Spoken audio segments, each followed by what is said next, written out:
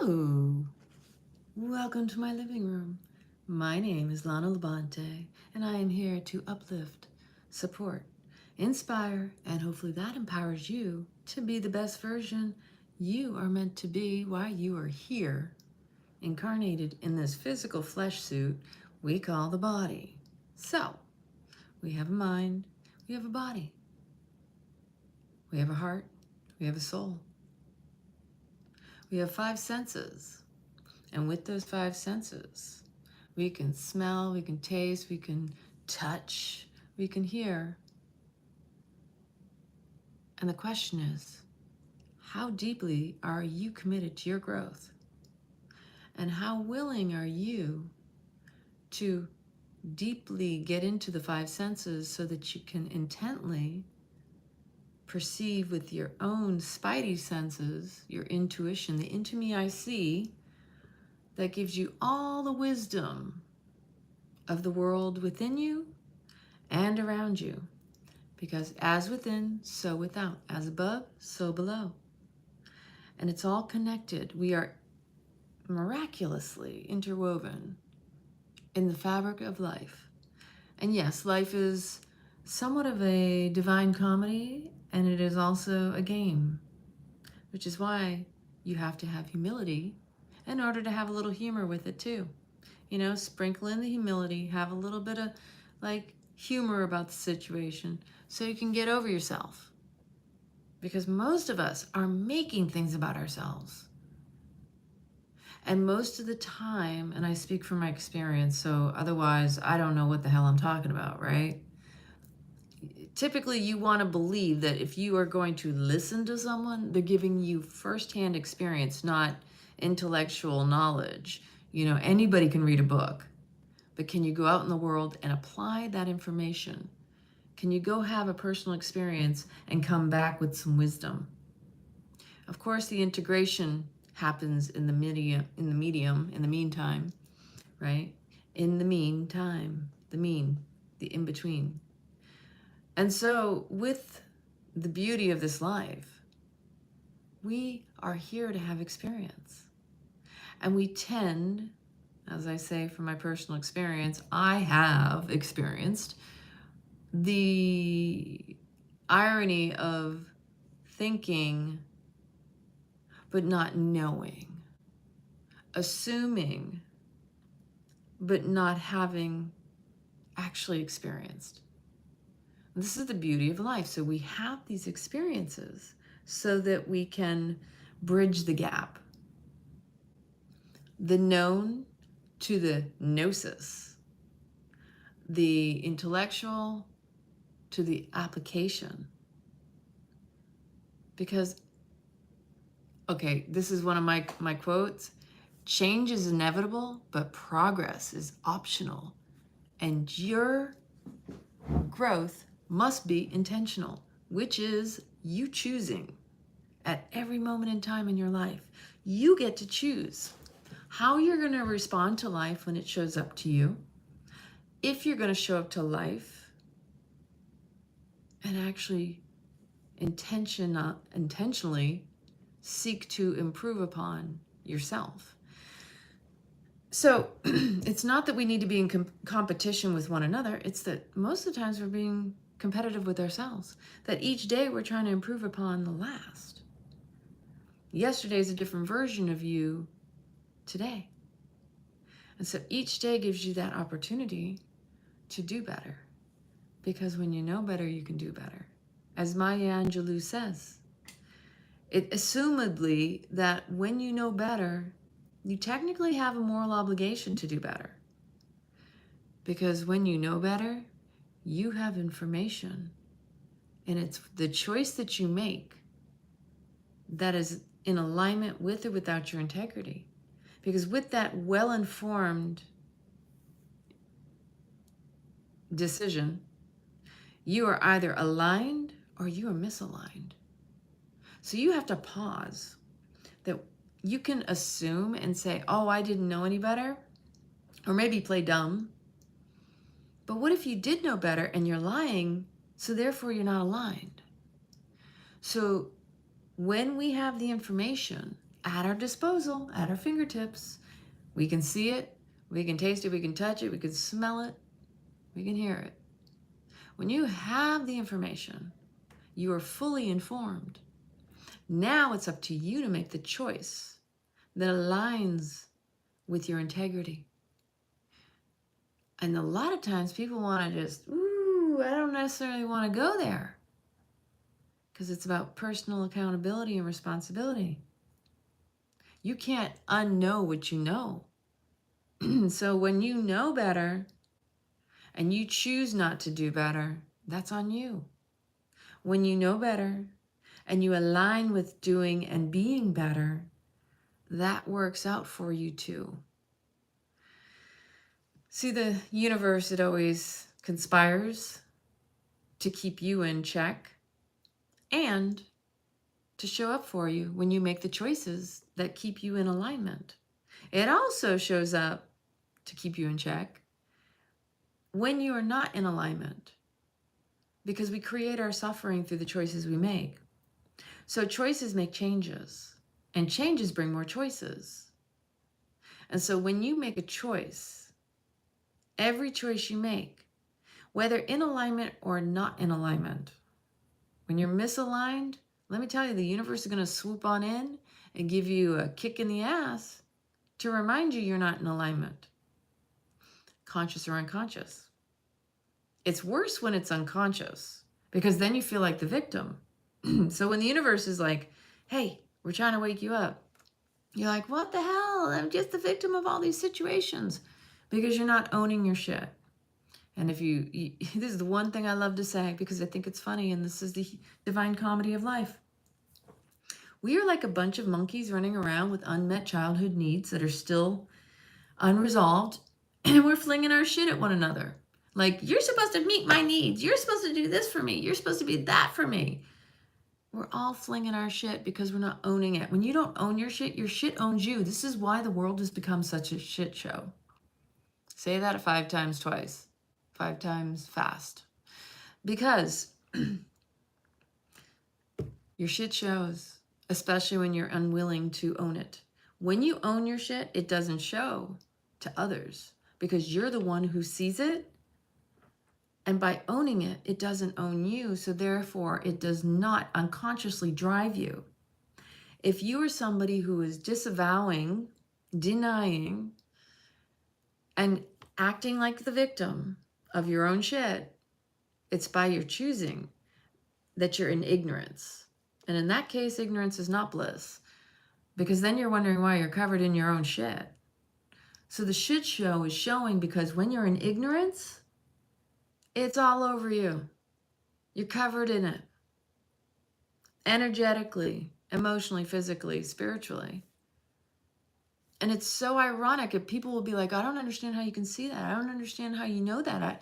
How can you tell? Like, they're trying to deny it even when people point it out to them. And you're like, listen, because I own my own shit, I can see yours too, because I am that. And I'm not denying it in myself. So therefore, I won't deny it in you. And as friends are going to tell you, if you have a good friend, a friend will tell you with love from their heart, I want you to succeed. I want to see you do better.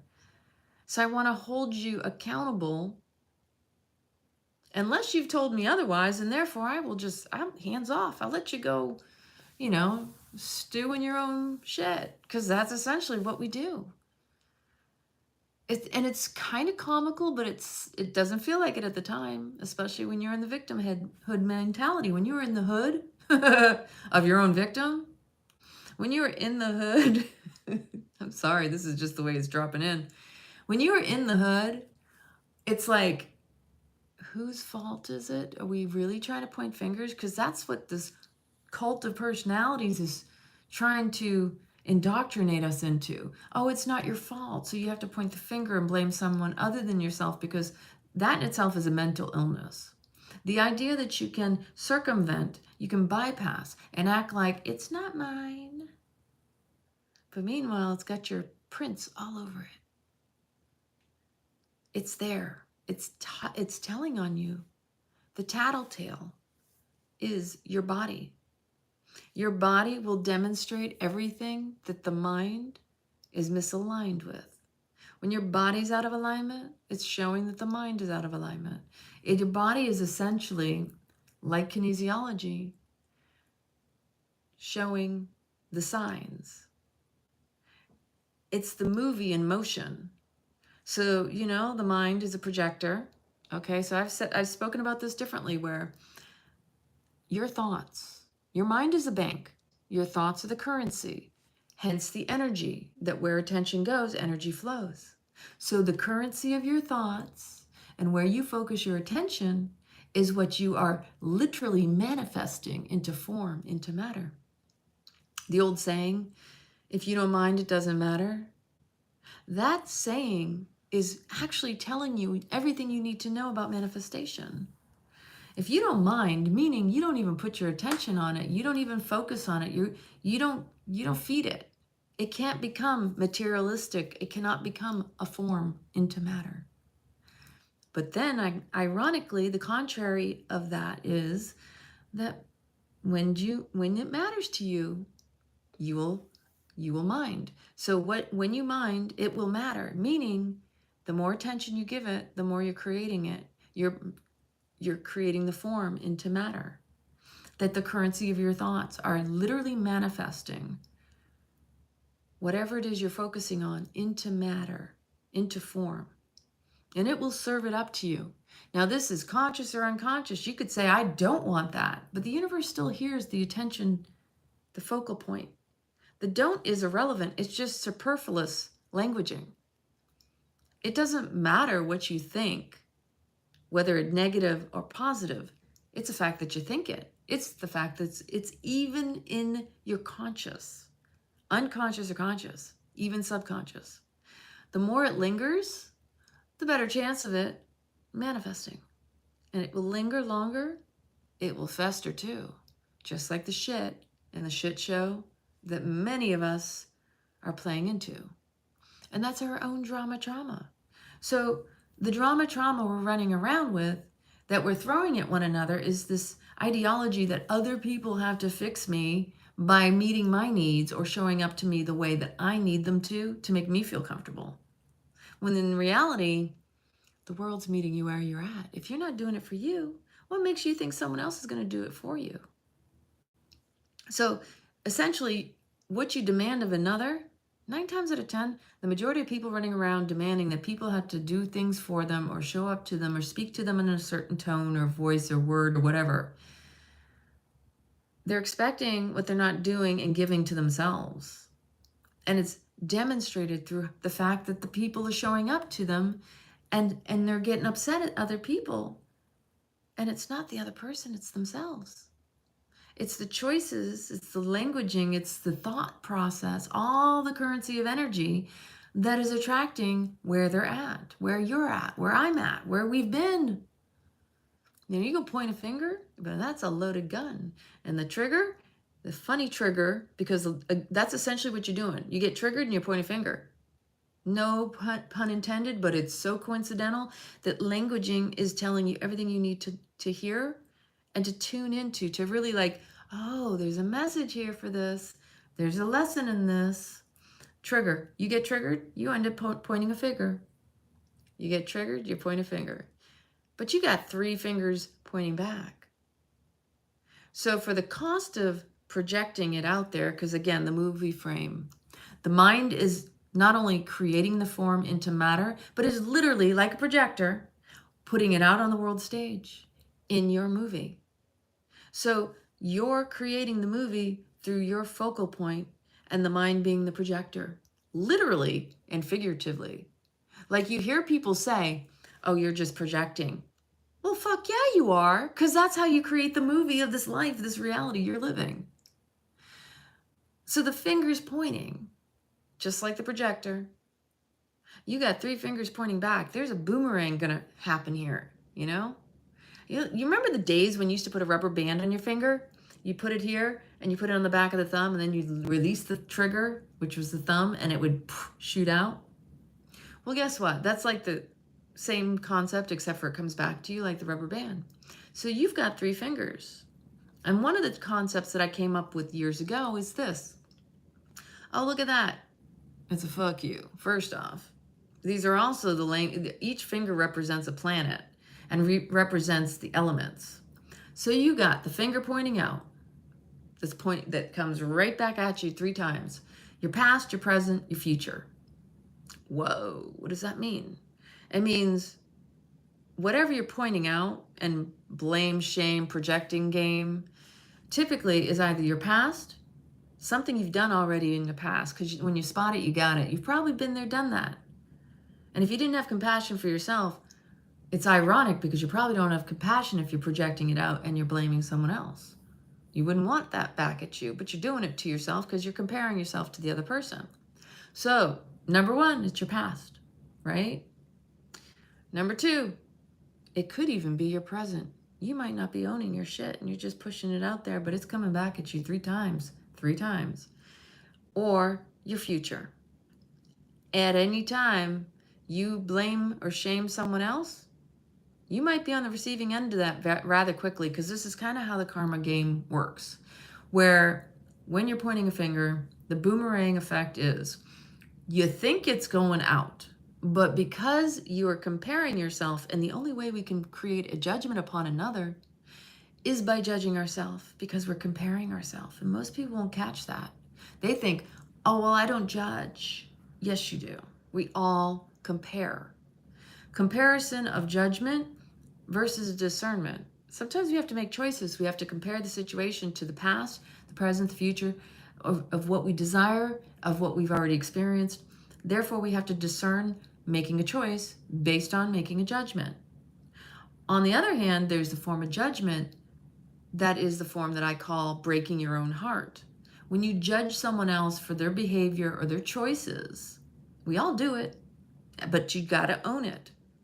We're essentially saying to that judgment, we are comparing ourselves because that's all we know. We can't judge someone else without having a baseline, which is ourself. We are the litmus test. So we are essentially going, well, I would never do that.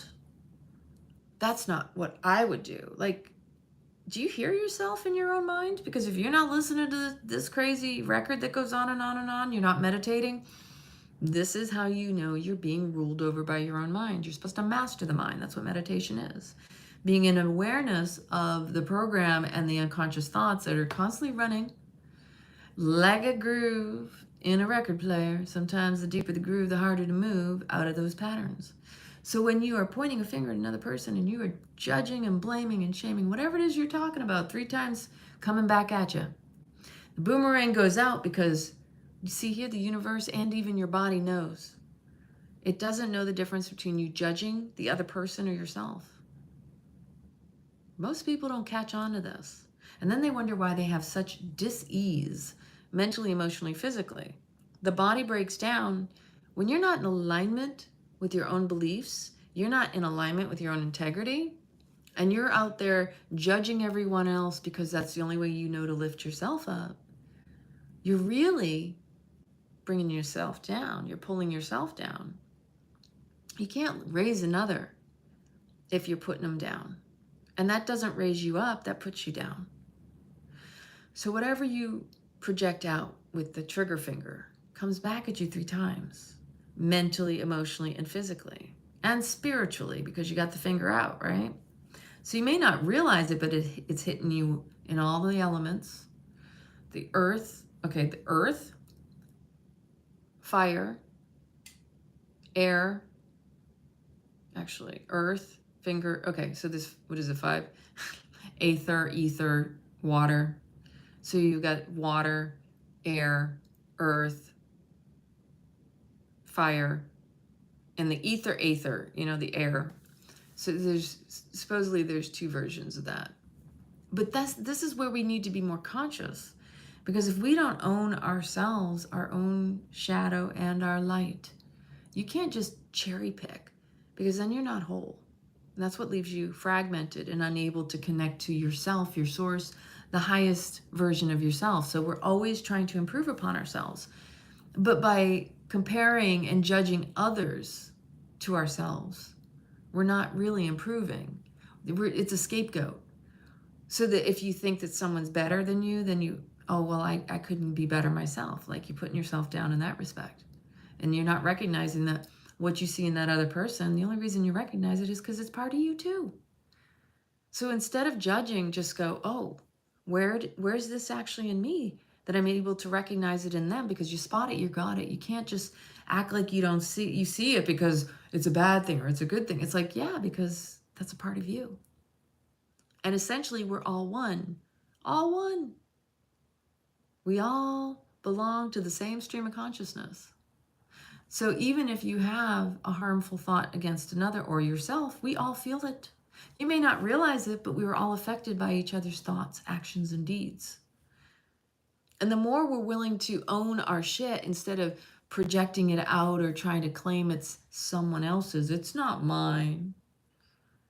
I'm not going to take accountability or responsibility for something I don't want, right? Okay, so this was the theme today. For me, what kept on showing up and I kept on recognizing is, first thing I woke up this morning thinking was, first off, this is about relationships. This is like in your face, how committed to your growth and your relationships are you, or are you in the habit of it? Because in these times, relationships are being tested. Are you going to regress into old patterns of behavior? How committed are you? And are you more loyal to the habit of the relationship than you are to the growth of some of your relationships? I just saw, sorry about my finger in there. Top chat, okay. If you can't if you can't see yourself in all and others, then you don't know yourself. And that's essentially the same thing as saying it's one of the Kundalini Yoga Sutras. If you can't see God in all, you can't see God at all. And recognize the other is you, shows you that you are God too. So you can't deny it in yourself because you'll deny it in others. And you can't love others unless you love yourself. I mean, you can act like, the martyr and claim to love others, but it's like putting them up on a pedestal so that in a certain sense, it makes you feel better about yourself. So sometimes that's what the self-righteous will do. This idea that, well, I think of everyone else. I am such a good person. I do for others. And it's like, and what do you do for yourself? And is it in alignment with the same stuff you're doing for others? Or are you that person who just wants to be seen for doing for others, and then you in the shadows, when nobody's looking, you're over there suffering, you're struggling. There's the extremes on all levels. You can try to be the best and hide out, but it really goes back to accountability and personal responsibility, and not everybody wants that, which is why it is so challenging to convince people that we are under a rule over the mind system. Literally, government, rule over the mind. You cannot not see that. Once you get it, it's like, well, then what the heck? How did I outsource? How did I agree to that? I don't recall making that agreement, that it was okay that some organization, some dead entity that doesn't even really exist as a human, it's a bunch of people defending a piece of paper, that the system is not designed to support or protect you, but it's there to keep you in line under their rule, mentally, emotionally, physically. Because once you got you in the mind, if they can rule over the mind, they can rule over your whole being. So, with that said,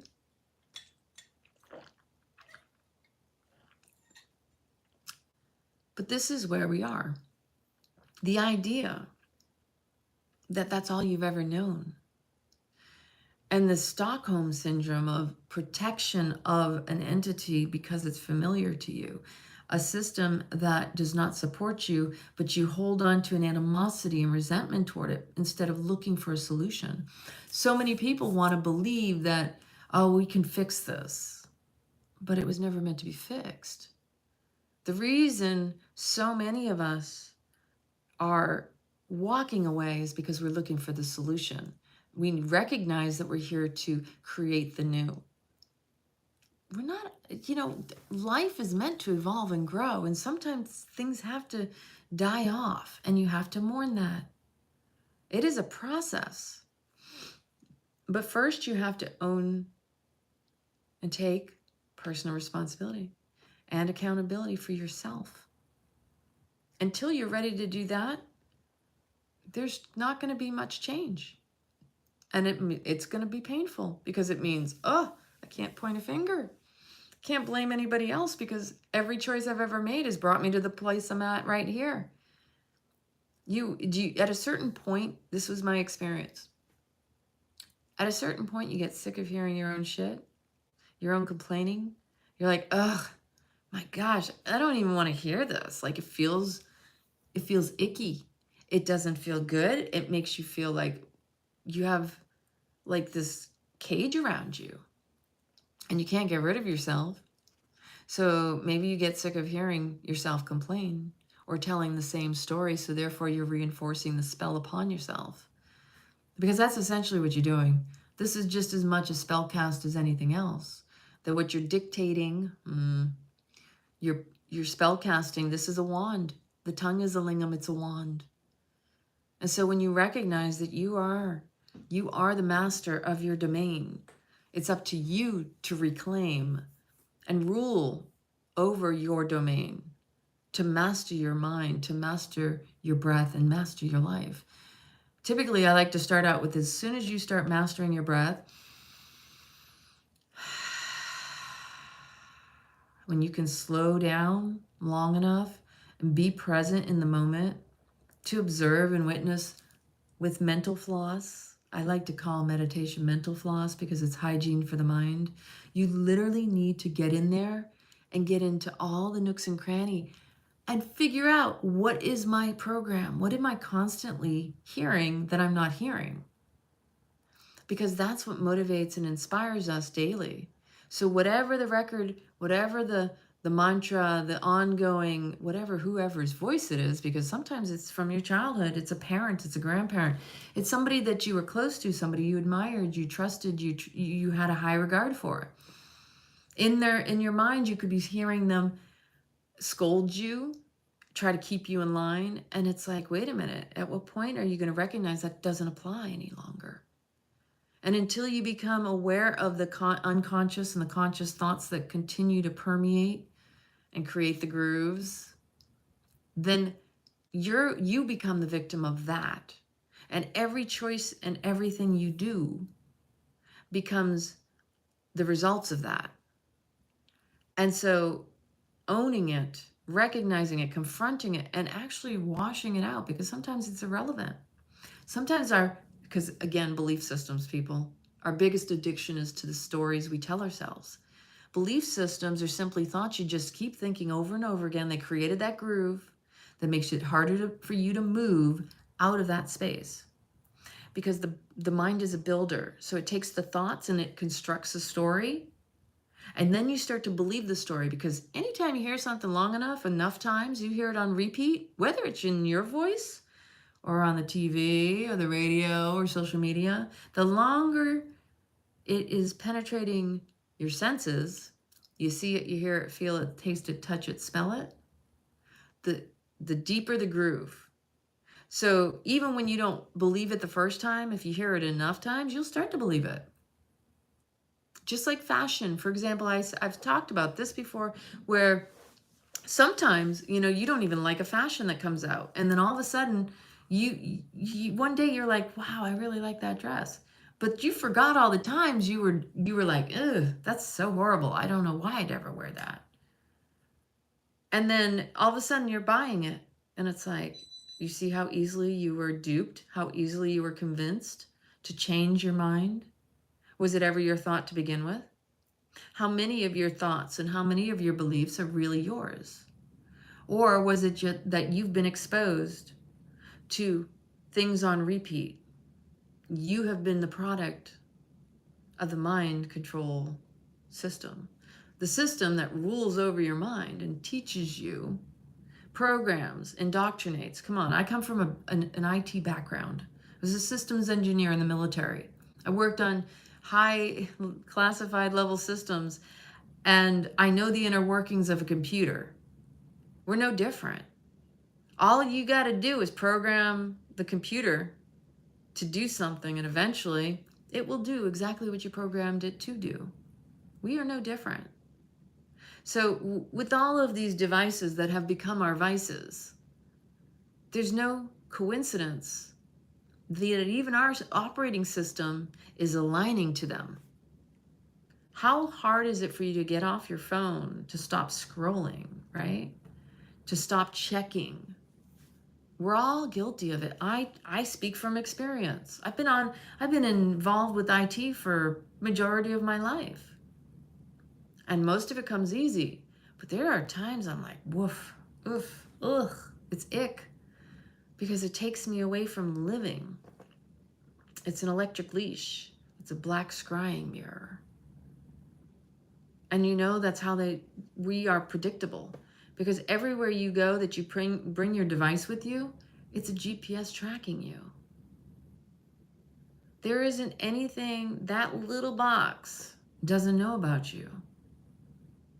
Except for your thoughts. And even then, because of the information it has taken from you, from your purchasing choices, of which I'm going to tell you, some of the first jobs that I was interviewing getting out of the military back in 2002 and 3 were specifically to learn your behavior so that companies could market to you. Simply, all it is a database of information, cross-referencing and recognizing your patterns. It's the same thing that federal agencies and police offices or police organizations utilize to track criminals. It's no different. Except for we're on a grander scale now. And you can try to run, but you can't really hide. So there's a certain level to where us humans have to take over our autonomy and the fact that we're the ones who are contributing to this. I'm not saying it's good and I'm not saying it's bad. I'm just in awareness. Don't be surprised. Don't let it trip you up. Don't let it catch you off guard. Because essentially, everywhere you go, you are followed. And sometimes you may think, oh my gosh, does it know what I'm thinking? It doesn't know what you're thinking. But if your actions are so predictable because of what you do on it, then yes, it can predict and it will appear and seem like you're being read, your memory, your mind, whatever. It knows you better than you know you because you're not as conscious about it, where it's storing your unconscious data. Whether it's buying something or just plugging in a location because you're going somewhere on your GPS. And even if you don't use your GPS, even if your phone is turned off, it's going to still have cookies. You know what cookies are? The little crumbs that you leave behind everywhere you go. Cookies are like little prints, footprints. It's amazing. I've always found it fascinating because that's what I used to do. And I was in the security realm and I worked in, anyway, it doesn't really matter. We don't need to go there. But essentially, we are no different than a computer. Our nervous system is like the circuitry. Our brain is like the CPU, central processing unit. And our body stores all sorts of information in every cell of our being. So we are essentially walking data banks ourselves. But the question is how committed are you to your growth? Because what dropped in for me today was, and this is what I wrote down, don't try to see only what you want to see, but listen more intently and deeply to what is really being said or unsaid. And that's also with yourself. Because the more present you can be with yourself, you're going to catch yourself in observance mode where you're like, wow, that came out of my mouth. Did I mean it? Are you consciously speaking with the intention to be heard, to convey a message, to to articulate carefully, meaningfully the languaging that you're speaking, the words that you are choosing, the spell that you're casting, because that's the reality you are creating. Literally everything you think, you speak, and you do is you casting your reality in real time. Reality is real time. And so, here's the paradox. Just because you think it doesn't make it true. And just because you don't want to believe it doesn't make it go away or make it untrue. Probably one of the more powerful things to wrap your head around, to literally sit with. Because the real true root of suffering, and I've had this conversation over and over again, especially with family, around the you realize that the reason you're all upset and frustrated is because you're upset that things aren't the way you want them to be, and you're fighting with what is. The majority of our suffering is not accepting what is and actually arguing over it, about it, fighting it, instead of just accepting it. Like, the real conflict is in here. All of this other stuff is just what is. It just is. Justice just is. So you can fight it, but it isn't going to change it. You can deny it, but it's not going to happen in the way you want it. And the more you resist it, the more it will persist, the more it will actually create and attract for you more of that suffering. Why? Because the universe is like, oh, we got a live one here. This one really likes it when we send this stuff to that person. It's a true fact. The universe is conspiring. Where your attention goes, your energy flows, and the universe is attracting for you. You are a master magnet, and you are really a master manifester. It is a beautiful gift that we all have, but most people haven't learned to hone it, to really tie it all together and recognize the patterns in their own lives. When you start to notice your own patterns, you connect the dots, it's like, whoa. And then once you see it, you can't unsee it. And then you're like, how do I do that again? And it's just like the muscle of the body. You have to exercise the muscle of the mind. The resilience and the repeat of that performance only comes from you tuning into you, recognizing that you are a symphony. You are the instrument. And when you learn to play this instrument and you tune it up and you tune into it and you listen to it and you hum with it, and you're like, when you become harmonized and in symphony with the universe, now we're talking. Each and every one of us is energy, vibration, frequency. The frequent keys unlocking each other's keys, the frequencies. We are codes, and we are literally interlocking with one another. As we come together, we are actually becoming stronger. Our music, our melody, our harmony, our symphony, it is heard. The universe loves it when we come together in harmony, in symphony, because then the music of the universe gets louder. And that, when we are inverse as opposed to inverse, when we are inverse, we are unstoppable. And that verse that we come into symphony and frequency affects all of the universe, the collective consciousness.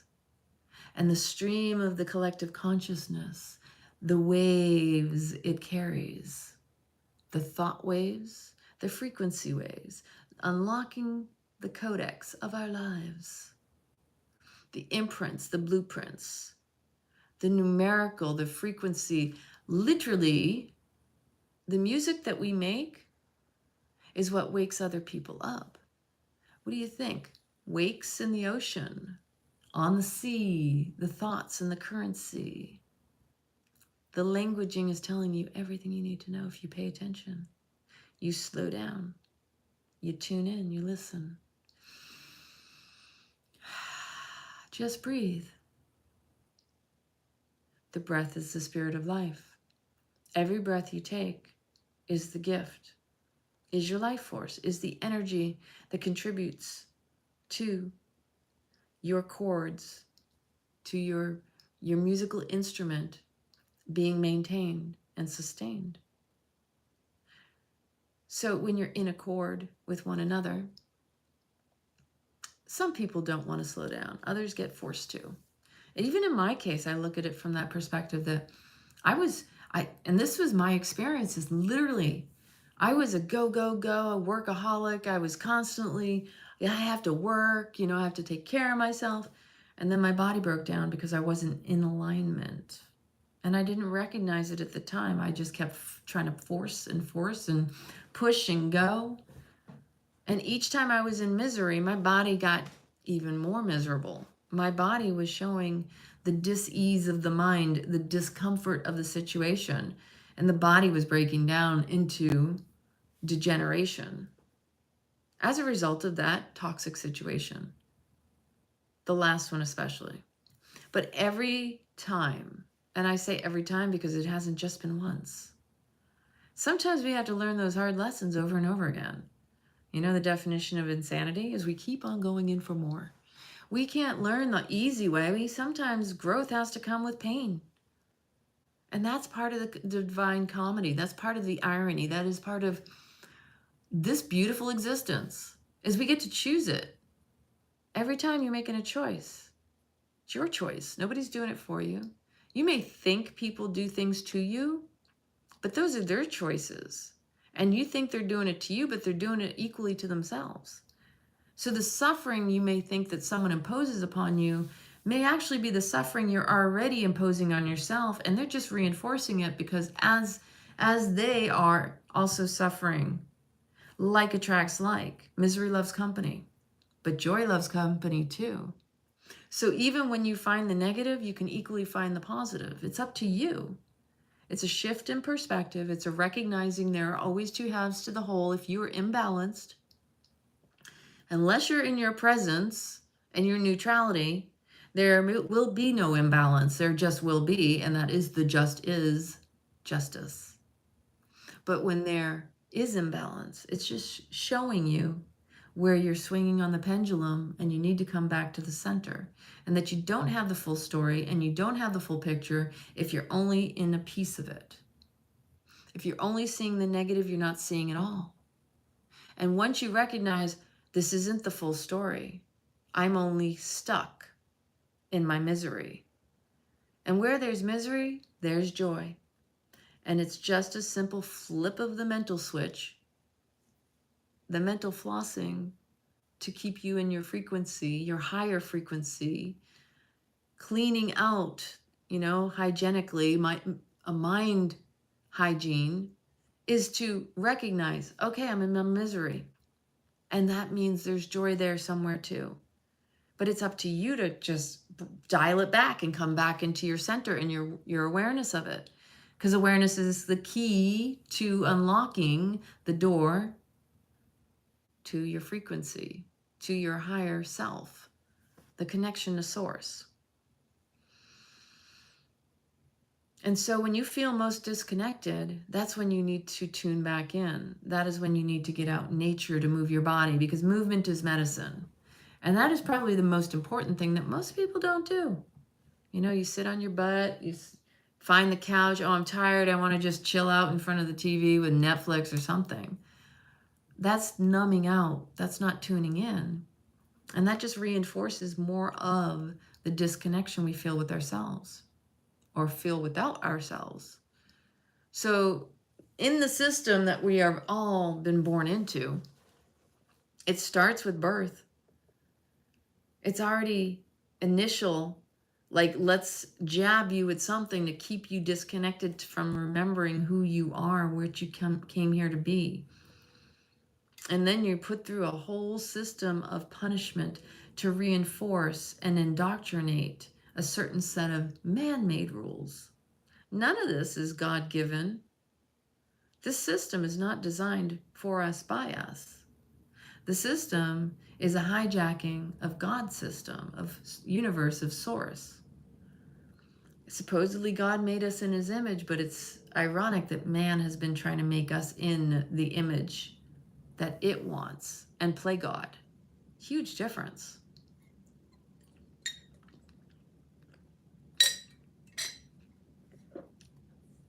And we are all of God's source. But most of us have forgotten. Most people have forgotten what it was like to be a child. Whether it be from trauma or pain, or the fact that they forgot when they were a kid that they couldn't wait to grow up and make their own choices. Yet that was a mind fuckery too, because here we are, adults, and most adults can't even make choices for themselves. They need someone else to make it for them, or somebody else is trying to force them to make the choices they want them to make. These are just observations that I've had over the years, and some of it I might have actually contributed to in my own life. You know, when I was in the military, I had people who, I was always a go-getter. Give me something. I want to contribute. I want to learn. I'm creative. I want to grow. I'm like a sponge. Like since I was a kid, it's like life to me is exciting. There's so much to it. There's so much I want to do. I'm still not done yet, right? And so when I went in the military and I was very enthusiastic and very energetic, and it's like, I had people tell me that they had to have coffee to handle me because of my natural enthusiasm. I didn't even drink coffee until years into my career, when I was finally stationed in Belgium in 1999? Yeah, 1999. And during that time, it was like, ooh, coffee, ooh, my body, ooh. And I love coffee now, but I don't drink it as often because I also know that I don't need it technically. So with that said, the irony of my personal experience, having been in the military, and there are a lot of people who feel threatened by people who do have a natural desire to learn, to evolve, to grow, because that challenges them in themselves to question themselves why they're not like that, or that person may make them look bad because they're not doing the same thing. I was very naive during the course of my childhood, and okay, I still am, because I still have things that pop up that I'm like, how did I not see that? Because in a certain sense, it's a protection. In a certain sense, it's my naivete that allows me to still see with the eyes of a child that still says, hey, we're still here to play. We're not here to take everything so serious. Some people age before they're even old, if you get my drift. Some people are dead even before they die. The key of this life is to really be alive, to truly seek out the experiences that brings you back to life, that reminds you why you're here, that this is all about experience. And every time we're judging it as good or bad, we're really reducing it from the beauty and the gift that it is. And I even have my times when I'm like, shit, I made a shitty choice. Okay, I can make another choice, because guess what? There's no such thing as a mistake. There might have been a mistake, but there's no such thing as a mistake, because a mistake is simply a choice. What you think is a mistake is a choice, and guess what? You didn't mistake anything, because you can make another choice once you recognize, oh, I'm not so happy with that choice. I'll make another one then. It's not the end of the world. It's just the end of the choice that you just made, and so therefore there's another opportunity. Okay, you think you made a mistake. Okay, make another choice. And then it carries forward, and it erases what you think was a mistake. Because all it was a situation that didn't result in, again, your expectations. So there's that suffering thing again. It's the attachment to an outcome, and you fighting for it to be different when it's not going to change. Suffering is simply your inability to allow what is and let go of what you want it to be, because it isn't going to make a difference and it's not going to change it. This has taken me, a good portion of my life, it took me to figure that one out. That all the times I was beating my head against the wall, like, oops, like my friends coming up to me when I was in Italy and saying, Lana, just Just enjoy. Don't let them steal your joy. Don't get upset with what somebody else does. And I was over there going, but did you see how that affected me? Did you see the way he treated me? You don't have to let other people's actions dictate how you feel. That's a choice. And you wanting it to be different or try to fight for the difference, it's not going to change it. So the choice is always to rise above it, to take your life in another direction. Because some of the things I observe, and I've been there because I was in a narcissistic relationship, is people who complain about partners. Because we are in relationship season, people. It is the holidays. This is also, like my girlfriend said, up in New York, they call it cuffing season. You know, everybody wants to be in a relationship so they can feel like they're not alone. I get it. I get it. But at the same time, what are you compromising just to be able to have someone around? Are you truly happy, or is it just a filler inner, right? So if you're in an unhealthy, toxic relationship, it's really important to recognize, are you able to acknowledge and own whether you're in a codependent relationship? Because a lot of times, and I've been there with this, I did this before in previous relationships, where you have your close friends and you complain about the situation, you complain about the person you're with. A true friend is actually going to reflect back to you. It's going to ask you good questions to get you to kind of see things from different perspectives. I had, thankfully, some amazing friends who were able to recognize, Lana, you're really complaining about the same thing over and over again. Here are some ideas that, if you're open to reflection, I mean, you can ask those questions, but if you're in certain relationships and friendships, and you especially are complaining to somebody you're constantly complaining to, there should be a point with tough love even still. And I've done this with people before myself, where you finally turn around and go, listen, I love you. This is not the first time I've heard you say this. In fact, I've heard this often enough to reflect back to you something I feel that you might want to consider. Do you ever consider that you're complaining about that other person and you are arguing that they should be different? And this is for everybody, and myself included. You're arguing that the other person should be different. Yet, are you taking any actions to do anything differently that might also inspire and motivate and even maybe trigger them to do something different? Because you can complain all you want about other people, and that's kind of like the definition of insanity. Complaining about somebody else's behavior, acting like your behaviors have nothing to do with it. That's called playing the victim and not taking personal responsibility for your role and your participation in that dynamic. That's a big one. And that takes some serious cojones to own. Because when you recognize that person is simply responding to your energy, to your imprint, to your dynamic, you are doing a dance.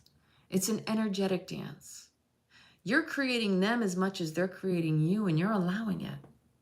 And you're not taking an action is reinforcing the continuous cycle. The deeper the groove, the harder it is to move. So the more you're reinforcing that other person, you're also reinforcing yourself. It is a vicious loop. It is like the infinity symbol. And you get a little bit dizzy after a while, and it's like a mesmerizing Jedi mind trick of like, what the fuck? And again, like I say, there gets to be a point where you get sick of hearing yourself complain about the same thing over and over again, to where you finally wake up one day and go, yeah, this is not working for me. And yeah, there are many people that will be in relationships, and the partners are usually the last to understand or to recognize or even know that there was ever even anything wrong, because you never communicated it with them until then, until you hit that threshold, right? But if you're in a relationship and you're constantly complaining and you're claiming the other person is the problem, you're not owning the fact that you're part of that problem. There's always two sides to the whole story. Remember that. You may be telling this your side, but you're not telling the full story. You're only telling the part that you want people to hear. That's flinging some shit, and that is your shit show. Because until you own your shit, right then and there, you will continue to shine your shit, because that's all that's doing. And so I'm going to go back to this other part of this little piece about toxic, unhealthy relationships, is the amount of friends that and people that I've witnessed in codependent relationships, claiming their partners are narcissists, claiming these people around them are narcissists. But do you know the longer you stay in a narcissistic relationship, first off, that's showing your codependency. You got to own that shit. Second, the longer you stay around a narcissist, you can claim you see what they're doing, but you don't pick up on the fact that you start learning their tricks and their trades and their behaviors, and then you start doing that same shit.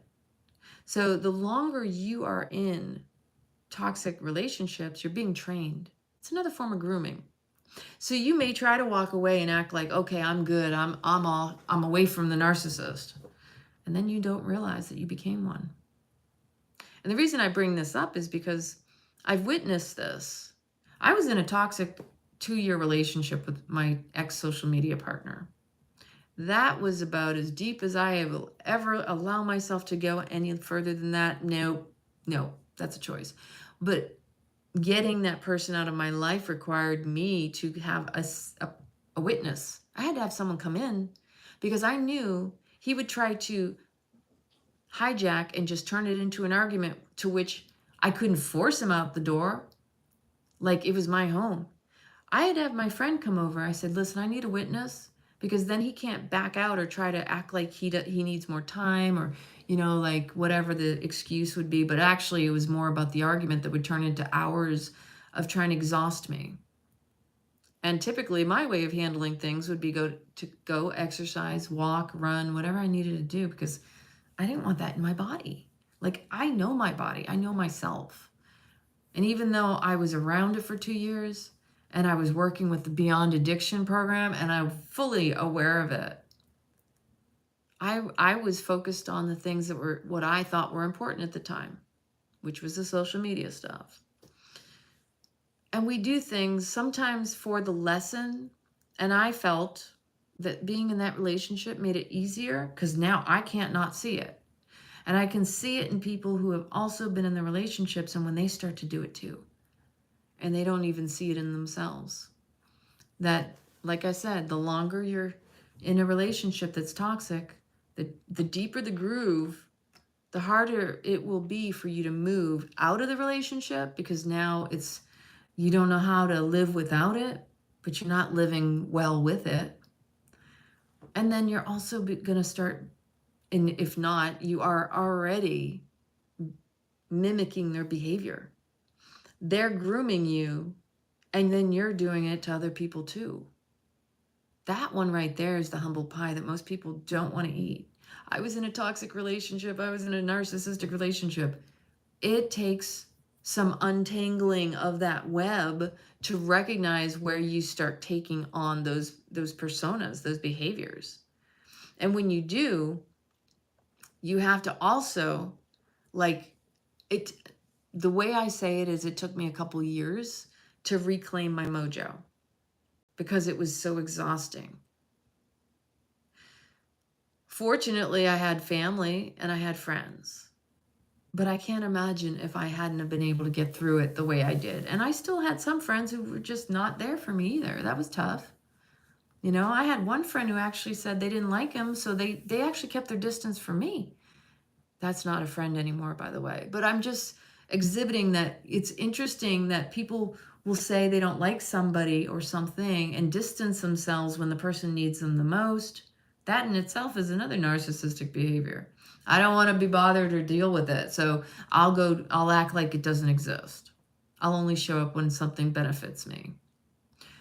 It's a lot of unraveling, who are the people that are in your life, and also yourself, that are willing and they are committed to growth, as opposed to the constant struggles and battles of the wills, right? If it is a constant fist fight, head bumping, then it's not a healthy relationship. I don't care what excuses, Stockholm syndrome. I mean, it really boils down to the only way to grow sometimes is to get the hell out. But if you're in it and it's not healthy, again, you can't fight and say and complain about the other person when it's you who is accepting it. So this is going back to the whole, just because you think it doesn't make it true, and just because you don't want it to be what it is doesn't make it go away and doesn't change it. It's the same thing in your relationships. During this time, come on people, we're in the holidays, you're supposed to be happy. Don't just stick it out because you don't want to be alone. Sometimes being alone is actually the best thing and the one thing that you need the most. Because if you can't be alone and you have to be with somebody no matter what, even if it's toxic, that's codependency. That shows you don't have a healthy relationship with yourself. Hence why you are attracting toxic people. You don't feel worthy. So therefore you don't want to be alone with yourself, because then you'd have to confront the unworthiness, the less than, the lack mentality. When in reality, what you need is yourself to reinforce that you're okay by yourself. Until you can be okay by yourself, being with someone else is just a substitute. It's just a codependency that is a placeholder. It's not going to make up for the lack that's within you. It's actually going to show you, because that's the lesson you're drawing in, that when you're not loving yourself, somebody who doesn't love you will show up and you'll wonder why. You'll say it's them, but really, again, 3 fingers out, it's you. It's always you. It's always you. So it really goes back to, is it really so bad being alone? Why is it you wouldn't want to get to know yourself? What's wrong with your own company? Until you can be okay with you, you're going to assume that you have to have others around you. And all that is a substitute. It's a bypass. You're dismissing yourself and trying to cover it up and fill it in with somebody else. And they're not going to show you what you need, because they're going to show up. Okay, not all cases. Sometimes you get a good one, but that doesn't mean you accept them for who they are and what they are able to provide you. Sometimes when you get a good one, because you're unaware and unhabituated, meaning you've never had a healthy relationship, so you just assume that because this person is a certain way and it's not familiar to you, that's not a good thing. So you actually crave the unhealthy because that's more familiar. That's what addiction is a familiarity. You want what is predictable and familiar to you. Like when people say chemistry, right? When you claim you want to feel chemistry, what you're basically saying is, I want to feel all those really, they feel familiar and there's something there. What you don't realize is it's a repeat performance of your past history, and not always a good thing. The unfamiliar most often is actually better, unless you get an intuitive hit, which is totally different.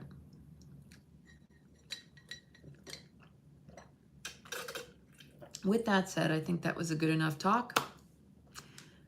Didn't know that we were going to come this way, but I do know that this is a period of relationships, and it's a testing, because we have the whole, was it Venus and Scorpio, which is like unveiling power dynamics, because isn't that the irony, is in relationships, you're not there to fight. You're not there to compete. It's supposed to be, relationship is supposed to be a collaborative effort. 2 people making each other better, complementing each other, not competing and beating each other down. But that's the toxic side. That's the unhealthy behaviors. Those are the relationships that you know are codependent. because both people are feeding off of the other person. They're getting their needs met in the most unhealthy ways. They need attention.